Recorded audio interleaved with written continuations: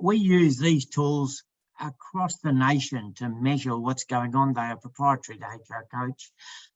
But the other tool every coach in Australia is accredited for is using Everything DiSC.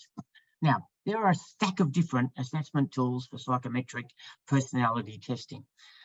We use this probably because I find it easy for me. I'm a simple person, and if it's simple for me, it's simple for clients, and they get it, and it's not too complicated, and it works. It seems to continue to work.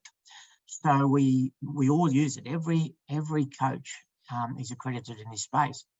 It doesn't matter what tool you're using.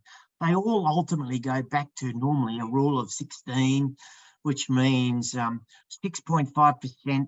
If you had 100 people in a room, 6.5% statistically are going to agree with you and think you're a genius every time you open your mouth. And you just need to understand that that means 93.5% don't.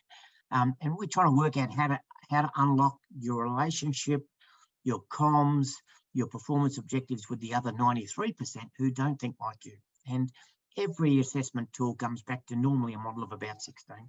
DiSC is just one of those. Let's have a look at what we're trying to cover off today. We're trying to understand where personality fits in the mix and why it's important.